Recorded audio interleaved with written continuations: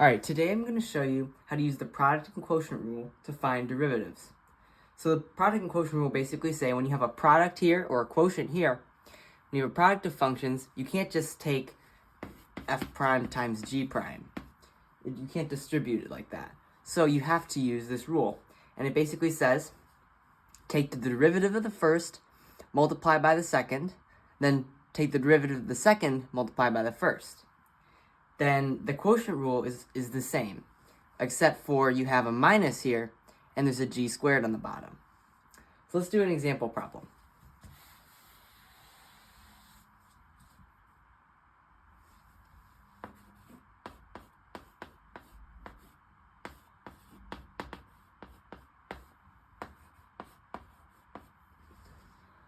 Alright, let's say I wanted to find the derivative of 3x minus 1 times sine of x.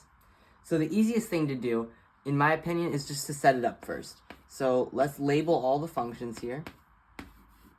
So f is going to say, we're going to just make the first one. Doesn't matter which one's f or which one's g because it's the commutative property. G we'll say is sine x. F prime, the derivative of 3x minus 1 is just 3. Then the derivative of sine of x is cosine of x. Alright, now we've got all of our different functions defined. Let's use the rule. So we need to take the first function's derivative, multiply by the second function. Then we need to add the first function normal, then the second function derivative. Alright, now we can simplify this a little bit. And then we get our answer. 3 sine of x plus 3x times cosine of x minus cosine of x. That's how you do the first one. Then second, I'll show you one with quotient rule.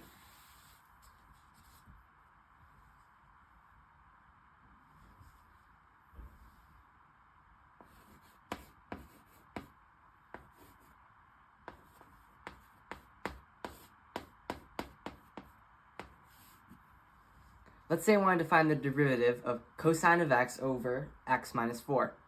So again, I'll define these. So our f, we'll say, is cosine of x.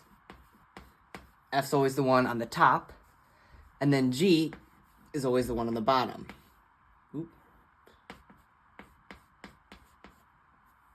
And then the derivative of f prime, would be negative sine of x. Derivative of g, or g prime, would be just 1. Alright, now let's apply that. I like to start with the g squared because that's the easiest part to forget. G squared would be x squared minus 8x plus 16. Or you could leave it as x minus 4 squared. Then we're going to do the top. In the top, we would have the first function's derivative, so negative sine x, times the second function, so x minus 4. And then subtracting the first function times the second function's derivative, so just 1. Alright, now we can simplify that a little bit.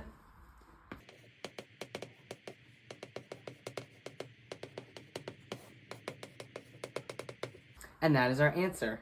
Negative x times sine of x plus 4 sine of x minus cosine of x over x squared minus 8x plus 16. Alright, now I'll show you a more complicated example.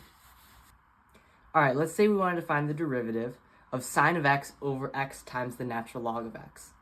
So we'd actually need to use the product and quotient rules here.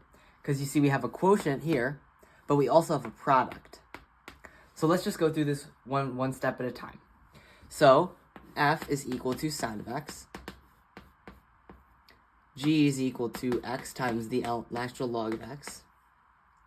F prime is equal to cosine of x. And then g prime, this is where we need to use the product rule.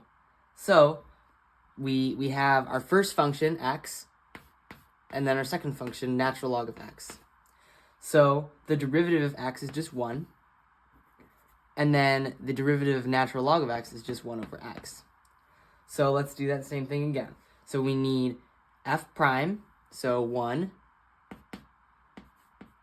times g, which is just ln of x, plus f, which is just x, times g prime, which is 1 over x. So that's x over x, which is just 1. So we end up with natural log of x plus 1. All right? Now we can just use the quotient rule. So we can start with our g squared, which is x times the natural log of x squared. And then our f prime would be cosine of x, multiplied by g, which would be x times the ln of x, minus f sine of x, times g prime, which is ln of x, plus 1. All right, then we can simplify this a little bit.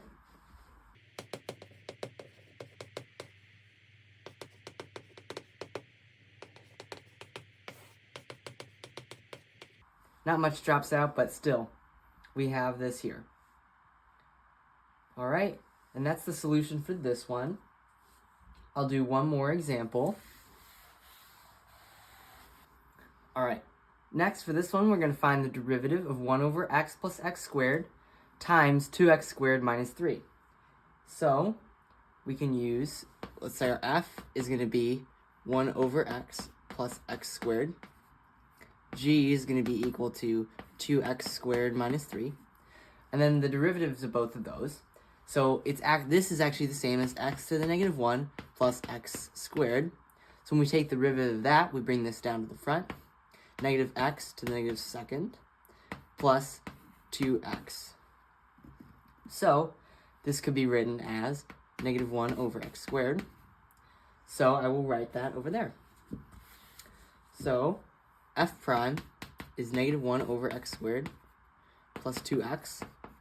And then g prime is equal to 4x. All right, so now let's use the product rule here. So f prime, negative 1 over x squared plus 2x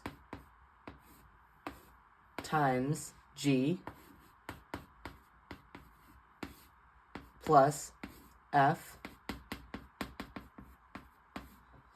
times g prime.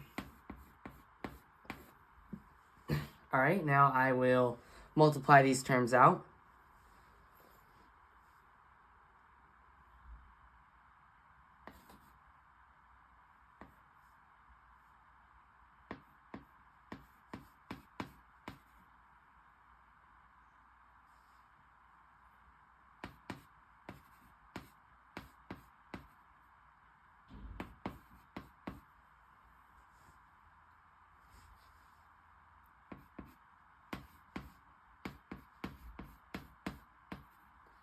All right, and then I will combine these two and then these. So we get 8x cubed plus 2 minus 6x plus 3 over x squared. And we can reorder that if we want to, but that is the derivative of this function. If you enjoyed this video, please leave a like, and thank you for watching.